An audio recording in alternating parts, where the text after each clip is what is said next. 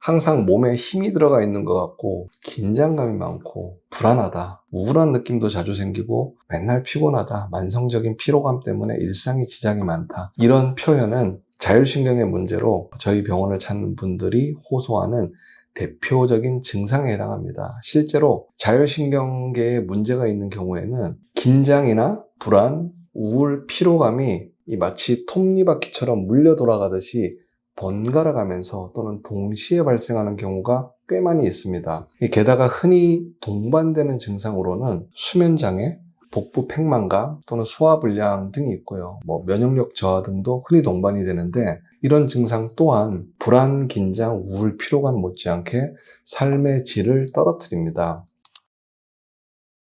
이번 영상에서는 왜 불안이나 긴장감이 높은 경우에 우울감이나 피로감이 잘 동반이 되는지, 왜 같이 잘 생기는지에 대해서 한 3가지 정도로 정리해서 의견을 드려보겠습니다. 첫 번째는 교감신경의 지속적인 활성화로 인한 피로감입니다. 이 불안과 긴장은 대표적인 교감신경 항진으로 인한 증상입니다. 그래서 불안이나 긴장 상태가 지속이 되면 교감신경계는 항상 비상사태라고 인지를 하게 되고 우리의 몸을 비상사태에 대비하도록 전투태세로 만들어 놓습니다. 그 결과 교감신경 항진의 대표적인 증상인 이 가슴이 두근거린다거나 숨쉬기가 힘들다거나 숨이 가빠지거나 전신의 근육이 긴장이 되는 증상이 흔히 동반이 됩니다. 즉, 위기 상황에 대비하기 위해서 상당수의 에너지를 이 근육이나 심장에 사용하게 되고, 만일의 사태를 대비해서 피부나 소화기관 또는 호르몬 분비기관 등으로 에너지가 분배되는 것을 봉쇄해버리게 됩니다. 그래서 항상 불안하고 긴장감이 높은 분들은 이 에너지가 모두 근육과 심장에 모이기 때문에 소화불량도 많고 호르몬 문제나 면역 문제 등도 흔히 동반이 되게 되고요.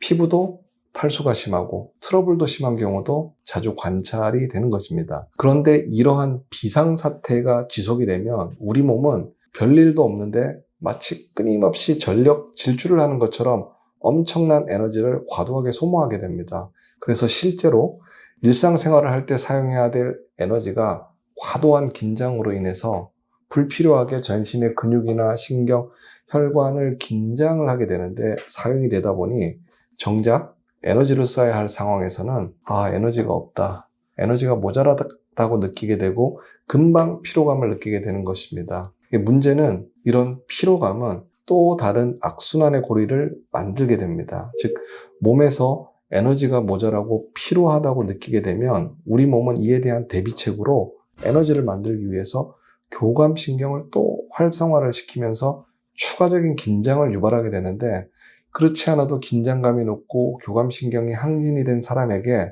이 만성적인 피로감은 교감신경 항진을 통해서 추가적인 긴장감이 더해지면 교감신경 항진이 더욱더욱 진행이 되면서 심리적으로 불안을 느끼거나 공포를 느끼거나 심해지면 공황 등의 증상으로까지 악화되는 경우도 있습니다. 이와 더불어서 지속적인 긴장은 뇌에서 세로토닌이나 도파민 등의 호르몬 분비에도 악영향을 주기 때문에 우울감이 생기거나 도파민의 영향으로 동작이 느려지거나 표정이 없어지거나 감흥이 없어지는 등의 정서적인 문제도 잘 동반이 되는 것입니다. 이 두 번째는 스트레스 호르몬 콜티졸의 과도한 분비 때문입니다.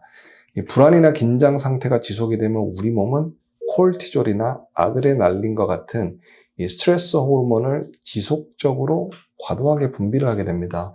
이 스트레스 호르몬이라고 불리는 콜티졸은 단기적으로는 에너지를 공급하는 역할을 하지만 만성적으로 높은 수치를 유지하면서 과도하게 분비가 되면 신체에 여러 가지 해로운 영향을 주는데, 대표적인 부작용으로 3가지 정도를 생각해 볼 수 있습니다. 첫 번째는 불면증입니다. 에너지를 공급하는 역할을 하는 콜티졸이 과도하게 분비가 되면 잠이 오지 않는 경우가 대부분입니다. 이 중요한 시험이나 약속 또는 거래 등을 앞두고 극도로 예민하고 스트레스를 받는 상황에서 이 콜티졸 분비가 증가를 하게 되는데, 이런 경우에 편안하게 잠을 잘 수 없는 것은 너무나 당연한 일입니다. 게다가 이런 상황에서는 잠을 자다가도 자주 깨게 되고 악몽도 자주 꾸고 자면서도 온몸에 힘을 주고 있기 때문에 자고 일어나도 온몸에 몸살이 나는 느낌이 들거나 전혀 개운하지도 않고 이도 악 물고 자게 되는 경우가 많기 때문에 턱관절이나 두통도 잘 생기고요. 빈뇨 증상도 악화되는 경우가 많은데, 이런 이유 때문에 자고 일어나서 머리도 띵하고 맑지 않고 멍하고 이런 증상들도 흔히 잘 동반이 됩니다. 이 브레인 포그와도 유사한 이런 상황이 되면 우리 몸은 각성을 하기 위해서 또다시 교감신경을 항진시키게 되고, 이는 악순환의 고리가 되는 악순환의 반복이 되는 상황으로 이어지게 됩니다. 두 번째는 면역력이 떨어지게 됩니다. 콜티졸이 지속적으로 과도하게 되면 염증 반응이 빈번해지면서 이 면역 시스템이 제대로 작동하지 않는 경우가 많습니다. 이런 경우에 감기도 자주 걸리고 설사나 장염, 구강 내 염증이나 포진 또는 얼굴이나 몸통에 대상포진 등도 잘 발생하는 경우가 많습니다. 세 번째는 호르몬의 불균형입니다. 우리 인체에는 에너지를 만드는 호르몬 분비를 담당하는 내분비 시스템이 있습니다. 이 자율신경계의 관제센터라고 말씀드린 뇌의 심부에 있는 시상하부에서 출발한 신호가 뇌하수체라고 하는 호르몬 분비 기관으로 신호를 주고, 뇌하수체에서 분비된 호르몬은 갑상선이나 부신의 비상사태에 대비하거나 에너지를 만드는 호르몬을 분비하게 됩니다. 그런데 과도한 불안이나 긴장은 혈액 중에 있는 콜티졸 분비를 급격히 증가시키게 되고, 이런 상황은 이 상위 중추인 시상하부에 작동을 하게 돼서 전반적인 호르몬 분비 시스템에 혼선을 가져오게 됩니다.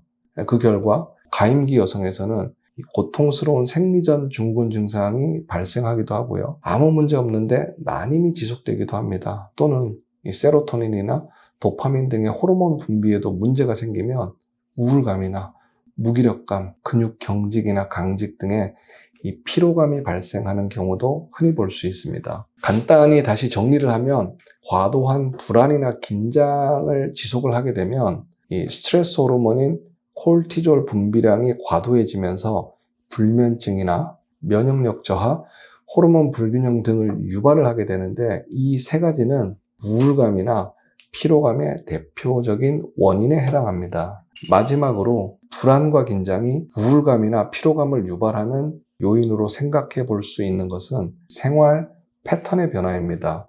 불안과 긴장이 지속되면서 갑자기 악화되는 경우에는 이 공황 발작과 같은 불안의 극단적인 단계를 경험하게 되는 경우도 있습니다.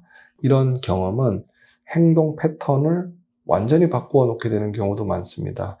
즉, 불안과 공황으로 인해서 집 밖에 나가는 것을 꺼리거나 신체 활동을 피하게 되는 경우가 많아지게 됩니다. 또는 조금만 활동을 하게 되면 극도로 피곤해서 쓰러질 것 같은 어지러움을 느끼게 되는 경우도 있기 때문에 일상적인 활동이나 생활에도 겁부터 나게 되는 상황도 자주 생기게 됩니다. 언제 극도의 불안 증상이나 공황이 발생할지 두려워하다 보니 자연스럽게 우울감이 동반하게 되고 대인기피증의 증상도 생겨서 정상적인 생활을 하지 못하게 되는 경우도 많습니다.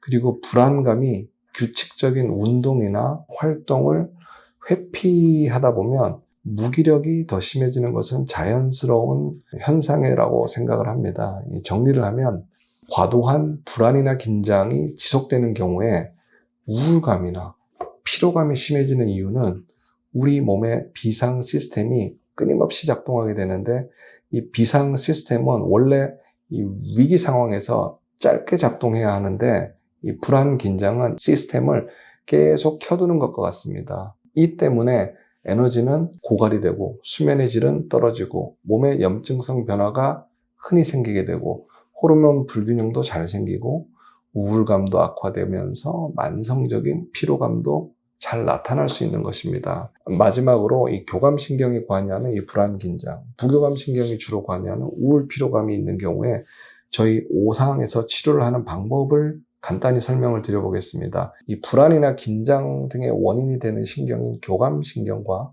우울이나 피로감의 원인이 되는 부교감신경을 동시에 치료하는 경우가 일반적입니다. 여기서 치료라고 하는 것은 이전 영상인 오상자율신경 치료나 저희 재생 목록에 있는 오상자율신경 치료법을 보시면 자세히 나와 있으니 한번 참고해 보시면 이해에 도움이 될 것 같습니다. 스냅피를 하고 자율신경 치료를 하되 교감, 부교감을 같이 치료하는 이런 내용인데 한번 보시면 도움이 될 것 같고요. 이 교감, 부교감 신경을 같이 치료하는 게 의미가 있지만 때로는 불안이나 긴장 등이 너무 심해서 공황 등의 증상이 자주 발생하는 경우에는 이 교감, 부교감을 같이 치료하는 게 아니라 교감신경 항진에 초점을 맞추어서 교감신경만을 치료하는 경우가 더 좋은 경우도 많은 것 같은데, 이거는 뭐 진료를 보면서 환자의 증상 변화를 의료진과 상담을 하면서 결정을 해보시면 될 것 같고, 오늘은 마지막으로 저희 병원에서 어떤 치료를 하는지도 한번 간단히